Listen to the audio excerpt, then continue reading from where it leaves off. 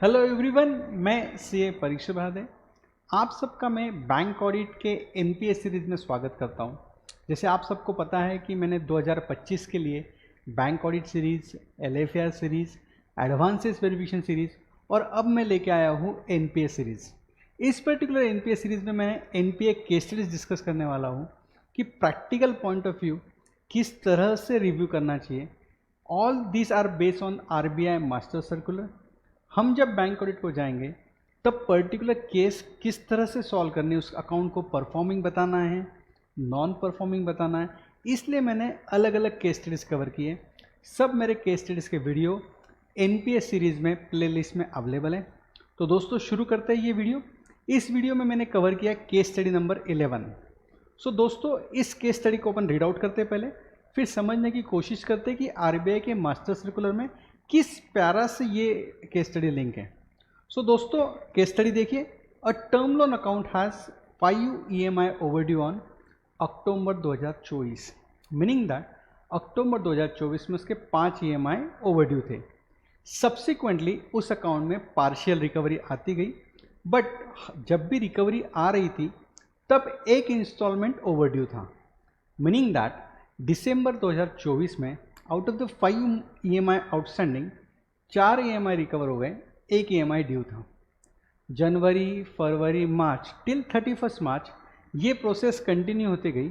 Amount recover हो रही है बट एक इंस्टॉलमेंट हमेशा आउटस्टैंडिंग है। नाउ द क्वेश्चन इज, क्या ये अकाउंट 31 मार्च 2025 को एनपीए क्लासीफाई होगा क्या? जनरली सेइंग, जैसे हम बैंक ऑडिट को जाते हैं तो हम रिवर्स वर्किंग करते हैं। रिवर्स वर्किंग मतलब कट ऑफ डेट लेते हैं, 31 मार्च 2025 कट ऑफ डेट ले ली, वहाँ पे कितनी ओवरड्यू अमाउंट वो चेक करते हैं हम, और उसके बेस पे हमारा एनपीए कैलकुलेशन होता है। मीनिंग दैट इस पर्टिकुलर केस स्टडीज़ की अगर बात करूँ मैं, तो 31 मार्च 2025 को कितना ओवरड्यू है EMI? एक ही EMI ओवरड्यू है। तो ओवरड्यू रिपोर्ट भी अगर आप जनरेट करेंगे तो उसमें एक ही EMI ओवरड्यू आएगा।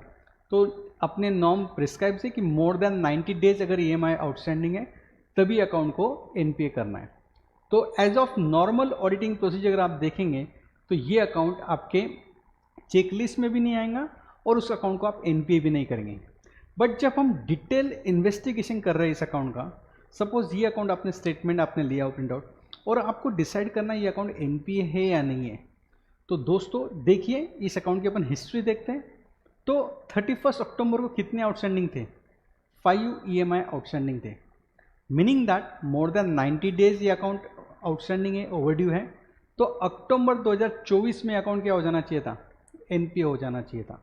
पर बैंक ने उस अकाउंट को एनपीए कैटेगराइज किया होगा या नहीं किया होगा, we don't know, because we are seeing the account on 31 March 2025। But जैसे हम रिवील कर रहे हैं तो ये अकाउंट 31 अक्टूबर को एनपीए हो जाएगा, considering the technical norms of NPA. Technical norm क्या है? In any term loan account if interest और instalment of principal is remain overdue for more than 90 days, the answer is very simple. 31 अक्टूबर 2024 को 5 EMI उसके overdue थे, meaning that उस दिन वो account क्या हो जाएगा? एनपीए हो जाएगा। तो as per our analysis account was NPA on 31 October 2024। Now see, 31 अक्टूबर 2024 को 5 EMI आउटस्टैंडिंग थे, उस दिन अकाउंट को एनपीए कर दिया हमने। बाद में रिकवरी होते जा रही है, 4 इंस्टॉलमेंट रिकवर हो गए, बट एक इंस्टॉलमेंट अभी भी बाकी है। 31 मार्च को भी एक इंस्टॉलमेंट इसका ओवरड्यू है। तो एज पर आरबीआई मास्टर सर्कुलर पैरा 4.2.5, एक बार कोई अकाउंट एनपीए में चला गया, एक बार कोई अकाउंट एनपीए में चला गया, तो जब तक उसकी 100% ओवरड्यू रिकवर नहीं होते वो अकाउंट आप अपग्रेड नहीं कर सकते हो। Meaning that once account is classified as NPA, अगर आपको उसको अपग्रेड करना स्टैंडर्ड असेट में तो उसका ओवरड्यूज नील होना चाहिए। हमारी केस में अगर हम देखें तो 31 अक्टूबर को 5 ओवरड्यू थे, तो हमने उसको क्या कर दिया था? एनपीए कर दिया था, और कंटिन्यूसली उस दिन के बाद कभी भी ओवरड्यू ज़ीरो नहीं हुए हैं। तो ओवरड्यू ज़ीरो नहीं हुए हैं तो 31 मार्च को भी एक इंस्टॉलमेंट उसका ओवरड्यू है, मीनिंग दैट ये अकाउंट कभी भी अपग्रेड नहीं होगा। यहाँ पे आंसर इज अकाउंट एनपीए था 31 अक्टूबर को, 31 अक्टूबर या उसके पहले, ये 5 ईएमआई की सिचुएशन अपने को 31 अक्टूबर को बताइए, बट हम टेक्निकल नॉर्म के हिसाब से जाएंगे। जिस दिन भी 90 दिन के ऊपर वो अकाउंट ओवरड्यू हो गया उस दिन हम एनपीए कर देंगे।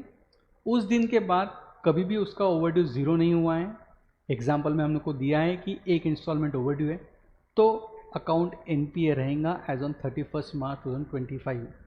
तो दोस्तों इसी तरह से हमको हर आरबीआई मास्टर सर्कुलर का नॉर्म्स बारकाई से देखना है, क्रिटिकल एनालिसिस करना है उसका कि किस तरह से हम उसको अप्लाई कर सकते हैं। तो इस तरह से उसको एनालिसिस करके ये जो 4.2.5 पैरा है, कोई भी अकाउंट अगर एनपीए क्लासीफाई हो जाता है उसको अपग्रेड करना है तो उसका ओवरड्यू कंप्लीट रिकवर होना चाहिए, तभी हम उसको अपग्रेड कर सकते हैं। Friends, thank you so much for watching this my NPA case studies. इसके अलावा भी मैंने अलग अलग cash credit, LC, consortium bank finance, इस पे एनपीए केस स्टडीज लाई हुई है। तो I will request everyone to subscribe my YouTube channel and also watch the NPA series, Bank Audit series, LFR series to have the complete coverage of the Bank Audit 2025. Thank you so much, friends.